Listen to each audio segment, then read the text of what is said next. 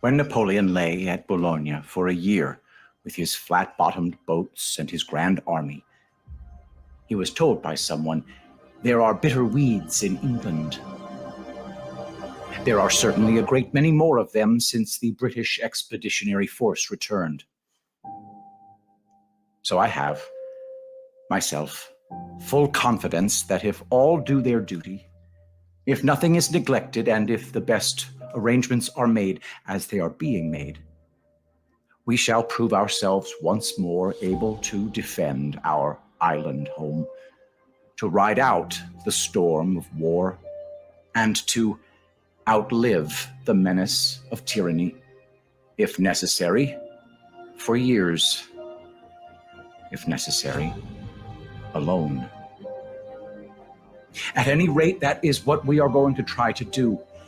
That is the resolve of His Majesty's government, every man of them. That is the will of Parliament and the nation. The British Empire and the French Republic, linked together in their cause and in their need, will defend to the death their native soil, aiding each other like good comrades to the utmost of their strength.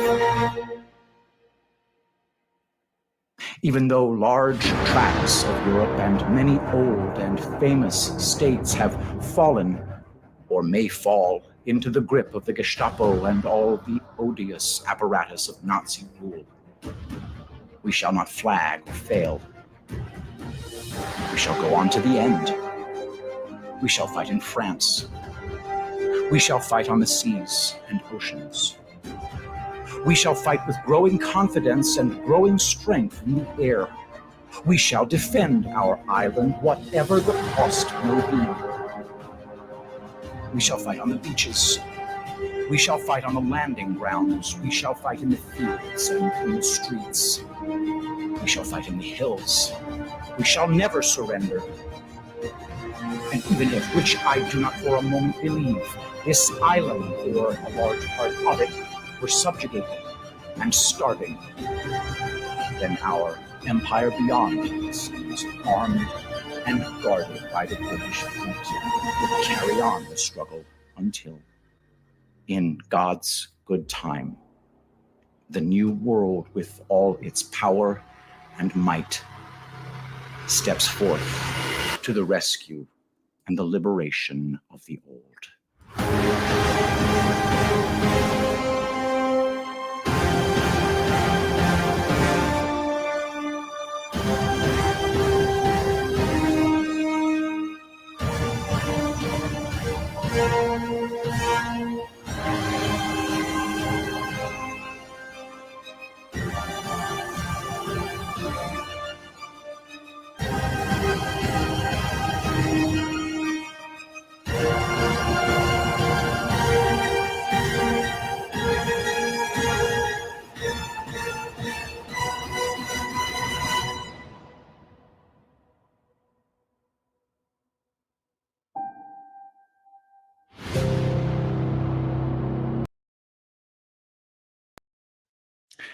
Hey, everybody. Welcome to another episode of Reading Epic Threads. I'm your host, Patrick Gunnels, joining you from Houston, Texas, this July 15th, 2024 at 4:34 p.m. Central Daylight Time. I've got exactly one piece to share with you today, and that is from Naomi Wolf about the assassination attempt. Before I do that, I want to remind everybody that rainfall is here. That's right, my friends. The best lotion that the world has ever known is now officially available to all of us. That's right. Rainfall has arrived.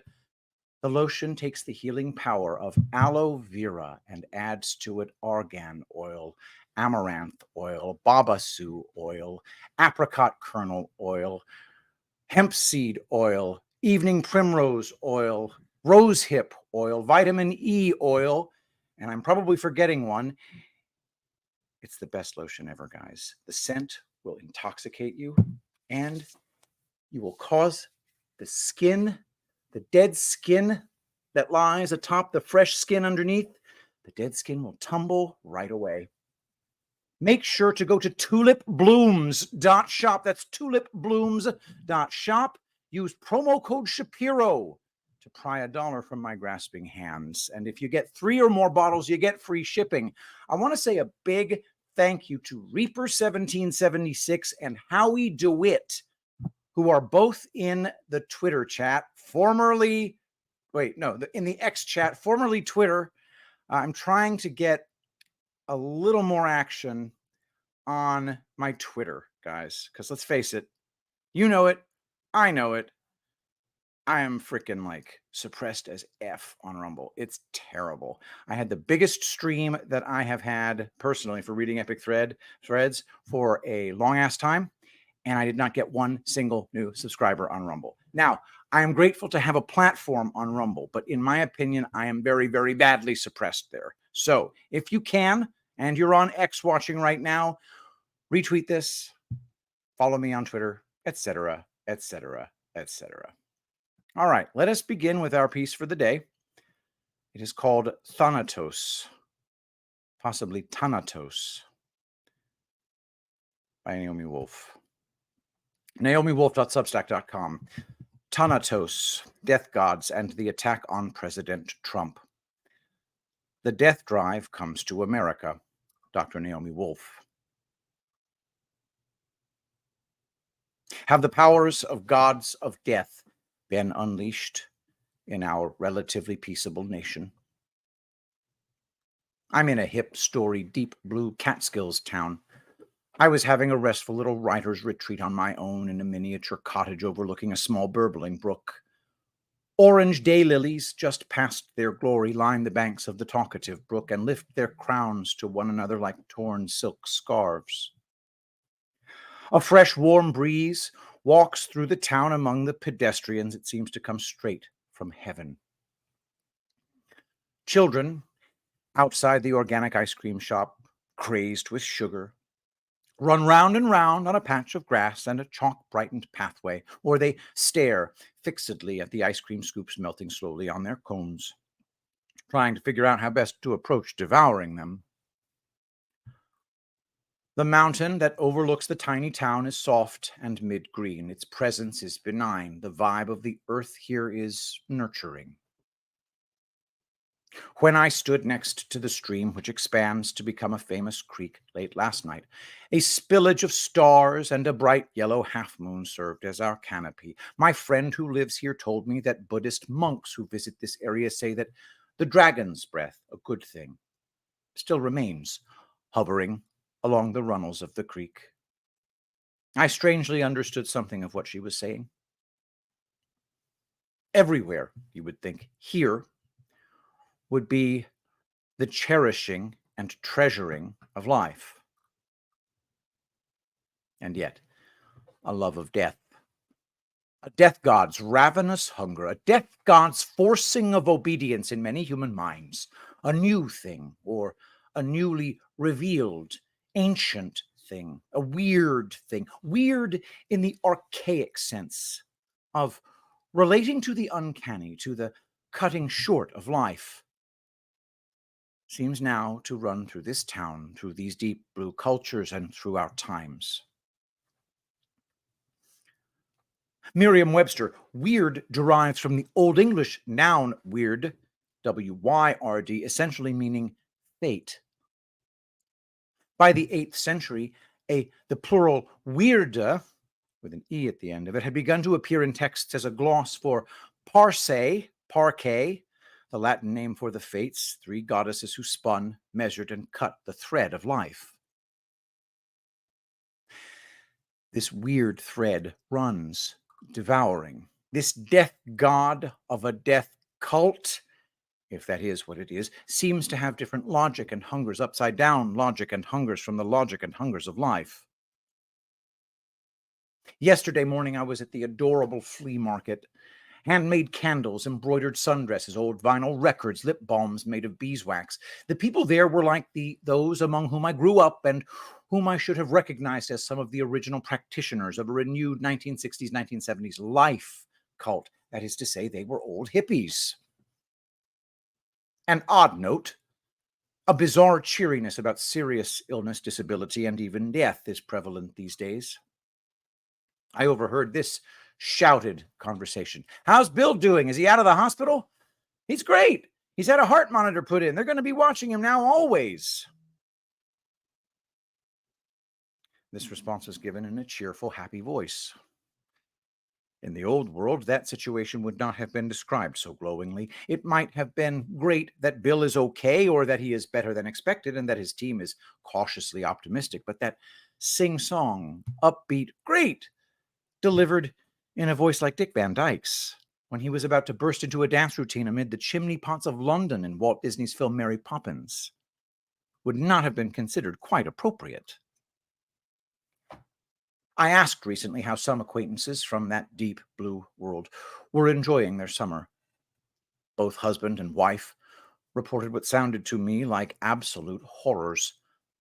A brother had had a stent put into his heart and was recovering from that surgery when he got a serious cancer diagnosis. A sister-in-law had 2 strokes and had lost all function on the right side. Still others from the deep blue world explain, when I ask how they are, that they now have neuropathy, and or that they are going in to get a hip replaced, and or that they are looking after an elder relative who needs a bypass, and or that they are looking after people with cancer. Or they list how often they or their relatives, quote, got COVID. Their voices are upbeat. But when I express sympathy or condolences, they look at me as if they don't understand what I'm saying. I've reflected later on this strange miscommunication, this lack of social alignment in the conversation. Then I realized this recitation of medical horrors, often needing continued medical attention, is presented with an expression almost of fulfillment, and in tones almost of satisfaction, even of pride. I posted something about this on X and got hundreds of people describing similar moments. Many described this recitation as sounding like an achievement or status symbol. Others sought to understand it as a logical expression of years of propaganda, of virtue signaling. Look how good I am. I took one for the team. Still others wondered if, after years of brainwashing that deified the medical establishment, these people feel closer to God or to ultimate authority by now being under the continual care of doctors. Do we have to face the fact that there is a death cult ascendant in our world? We in the West have, for the last 300 years, been living in what Steve Bannon calls the sunlit uplands of consciousness. The old pre-modern world, with its demons and ghosts, was banished by the Enlightenment and the promises of modern Christianity, very different from the beliefs of medieval Christianity, which deeply feared the forces of darkness, comforted us that all was well. The light, life everlasting, reason, human well-being had won out. So we all got out of the habit of thinking about death gods and the death drive and death worship. We have become used to taking for granted that humans want life. They want to survive. They want to be healthy. We have created whole societies based on those assumptions, considered so basic to the human experience that we did not even question them. To be human and alive was to want all of these things, of course. L'chaim, as we say in Hebrew when we toast to life.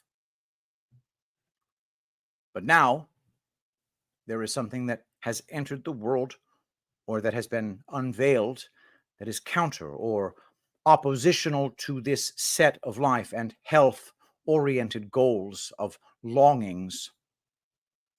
You know that for about a year since I wrote my essay, Have the Ancient Gods Returned? I have been struggling with the question of, what is this darkness? Is it Satan or Moloch or Baal? Speaking metaphorically and metaphysically, or perhaps some forces with which we are unfamiliar. I am slowly becoming convinced that this darkness has many flavors and names and faces, perhaps even many different tasks, just as other cultures have always understood. So among these dark forces is a death drive. This it is that drives some people to love illness, to embrace debility, to boast of injury, to seem even to court, or at least not to shy away from, death itself. Sigmund Freud, in Civilization and Its Discontents, called this death drive Thanatos, a name derived from that of the god of death who, in Greek mythology, brought the souls of humans to the underworld. Freud believed that the death drive was the counterpart to eros, or the erotic drive, the drive toward life, and that these two were the essential contrasting drives that underlay human conflicts and motivations.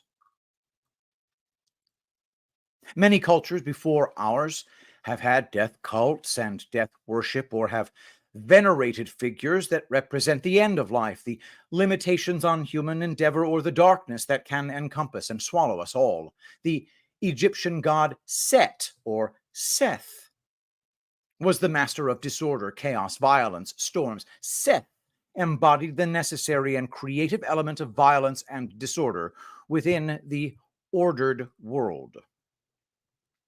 Kali, in the Hindu tradition, is the goddess of creative destruction. Kali is said to live in cemeteries amid decaying corpses, reminding us that our world is nothing but a cemetery where all things that are born must decay and die. She wears a garland of skulls to show us that we too must cut asunder the skeletons in our closet. She gives us the implements for our own personal excisions. She drips blood while consuming all of creation. She reminds us that every minute is constantly destroyed in the cycle of time. I think we must face what the death gods do as they determine events at specific periods in history. One thing the death gods clearly do is become hungrier and hungrier.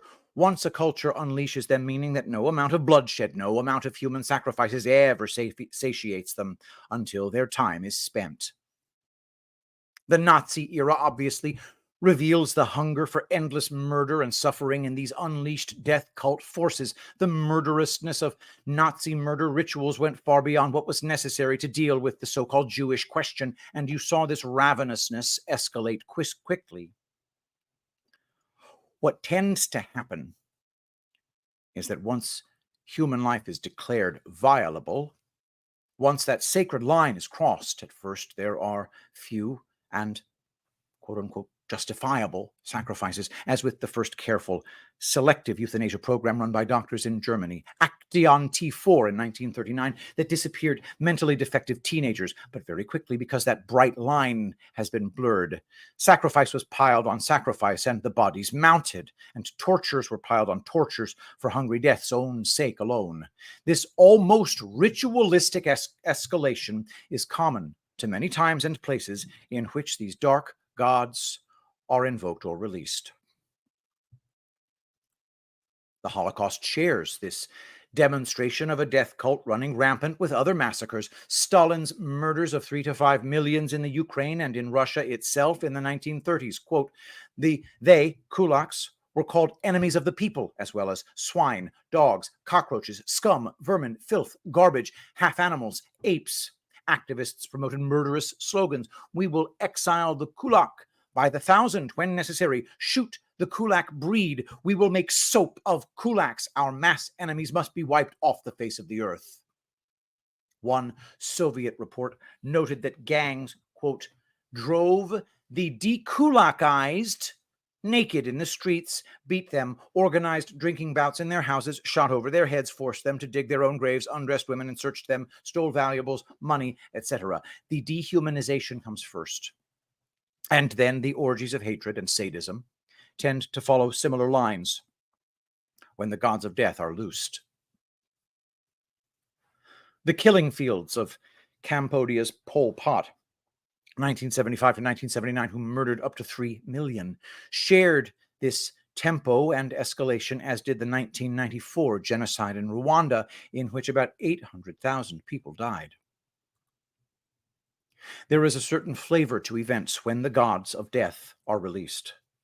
Violence, it seems, becomes arbitrary and addictive. It loses any strategic or goal-oriented logic. When I reported on Sierra Leone in 2004 after a bloody civil war, for instance, I saw this clearly. In village after village, the hands of villagers, including those of children, or their legs, had been hacked off by machetes. Why? Simply because that was what was happening. It had been done to a village, to soldiers, to children. So then that village or those soldiers did it in turn to other villages, other soldiers, other children. Rapes, violent, always, of course, to start with, grew increasingly violent and sadistic. Objects were used. Women were left bleeding or dead. Why? Because that was what was happening. The dark gods were free. In the aftermath of this frenzy, we reporters were in a Sierra Leone that was rebuilding itself. Peace had been brokered, and business and schools were reopening. The scars of the machete attacks and the bereavements and the burned down huts were visible everywhere. But that ecstasy of killing and rape, the fury of the gods of death, had moved on, or else their energies had been sated, or else they had gone back to hell. We had better be studying history because the gods of death are back. That genocidal hunger, so characteristic of the worst times and places in history, is roaming around now freely in our nation, the blessed United States.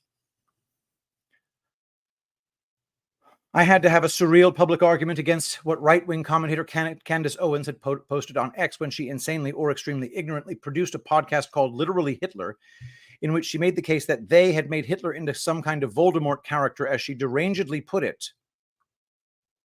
She also speculated that stories about Dr. Mengele's experiments could not be true because she reasoned this would represent a waste of resources. They experimented on twins. I mean, some of the stories, by the way, sound completely absurd. The idea that they could just cut a human up and sew them back together. Why would you do that? That's a tremendous waste of time and supplies.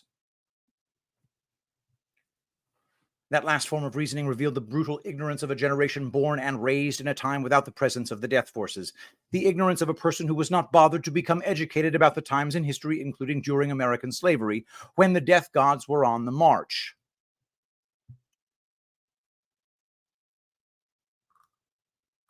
Let's just see if we can... I thought this was going to be about the Trump assassination attempt, etc., etc., etc., etc. All right, so let's see if we can move right to here, because I don't want a lengthy Holocaust accounting. Okay. I'm going to jump in here. I think I'm going to bow out of this one because I did not know what I was getting into when I jumped into that. So I think I'm going to switch to something else entirely. And I hope you'll be okay with that, because I thought it was going to talk about the Trump assassination attempt when in fact it was just a lengthy lead in to talking about her own family who died in the Holocaust. And it's just not what I signed up for. I don't mean that as any kind of slight to Naomi Wolf. I genuinely don't. You know what I'm saying? All right. So what I also want to do is I want to check out a piece from Katie Kirkland at makeartgoodagain.substack.com.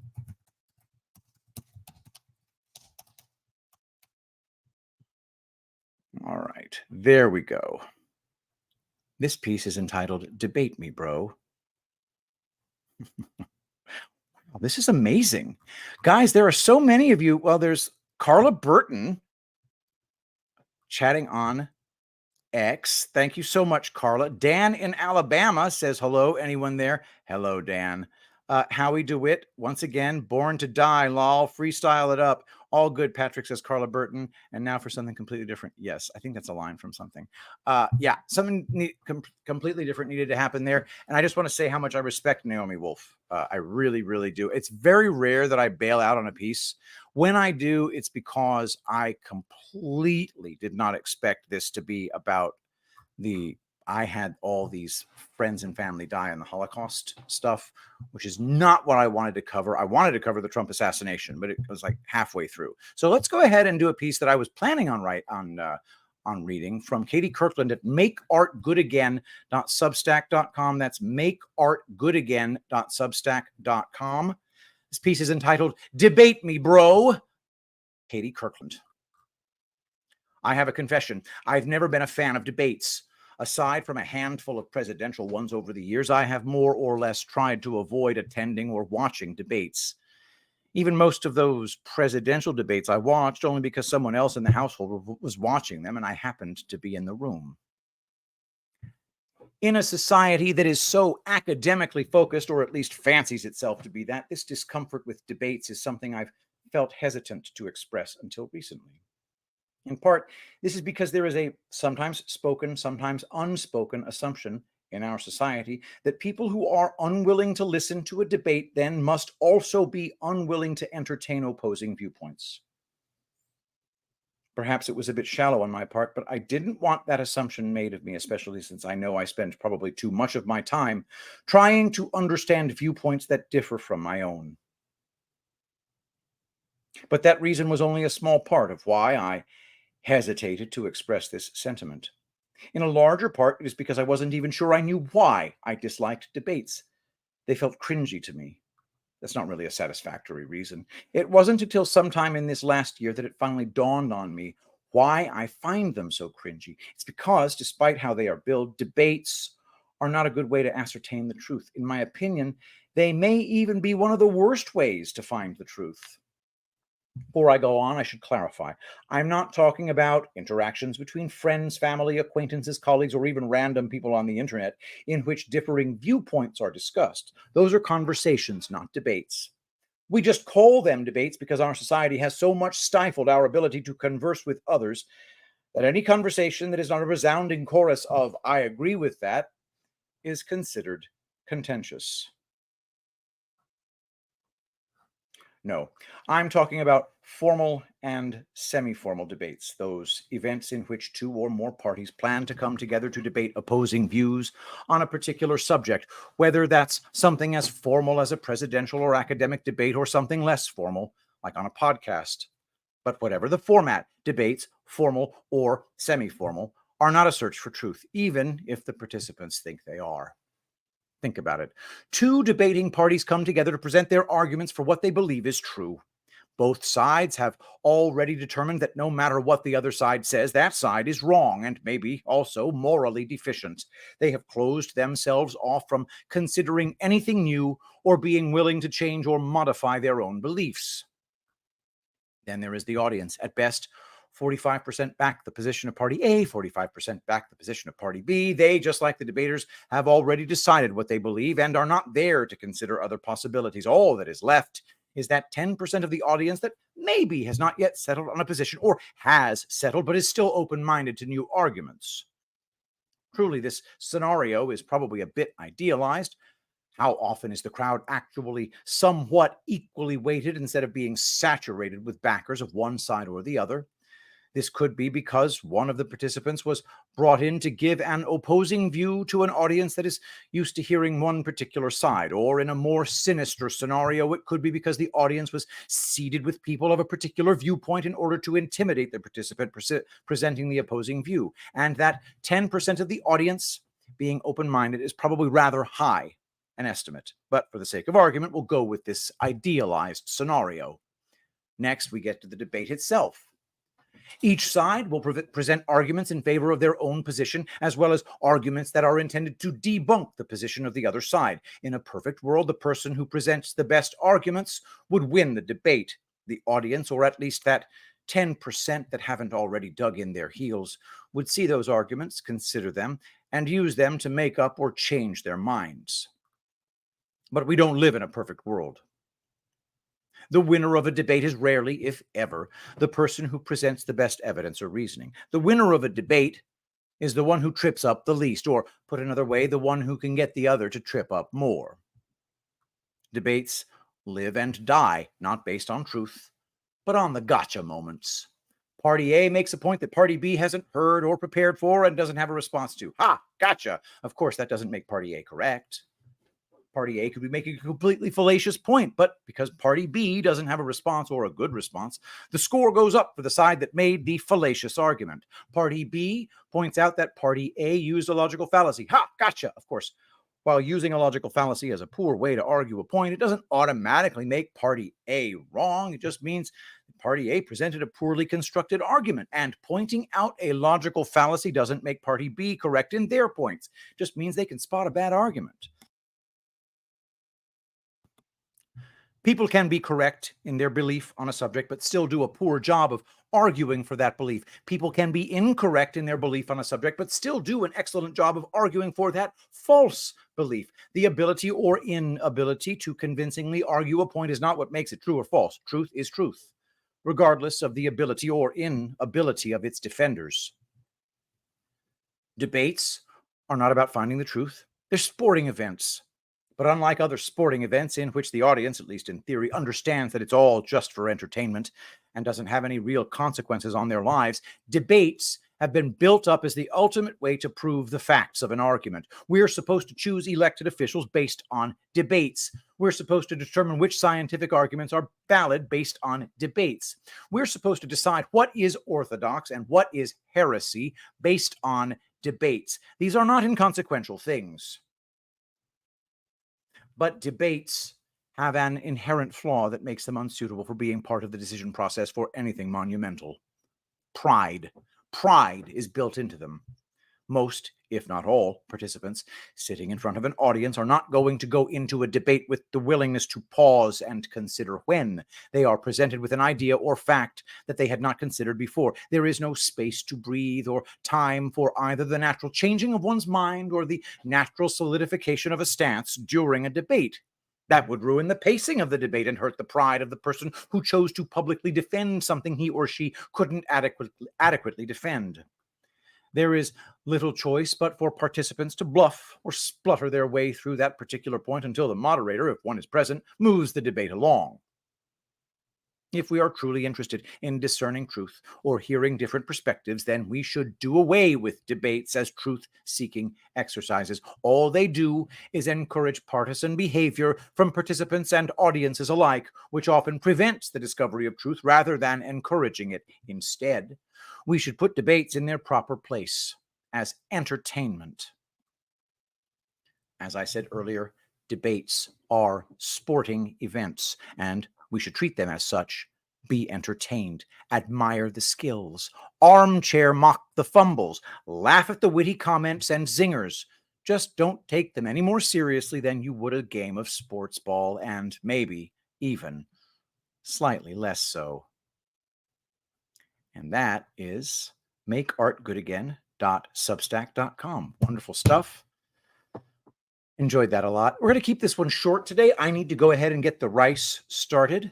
Hey guys, get your Rainfall. You can get it at epicminerals.net. Rainfall is the very best lotion the world has ever known. Check that out. Made that ourselves from scratch, all organic ingredients, using the healing power of aloe and the very fresh oaky vanilla-y scent of benzoin essential oil. You got to try it to believe it. It makes the dead skin fall away. It brings back life to skin that's dry and cracked. I've watched it heal skin right in front of my eyes, guys. Go to epicminerals.net. Use promo code Shapiro to pry $1 from my grasping hands. And if you buy 3 or more bottles, you get free shipping. Rainfall. Put it on your skin. All right. What do you think? Working on it. Thank you so much, everybody, for watching. And I will keep doing this. I'm still trying to figure out how to get Odyssey to put my streams live. It didn't work. Didn't work at all. In any event, let's pray. Saint Michael the Archangel, defend us in battle. Be our protection against the wickedness and snares of the devil. May God rebuke him, we humbly pray. And do thou, O Prince of the heavenly host, by the power of God, cast into hell all the evil spirits who prowl about the world, seeking the ruin of souls. Amen.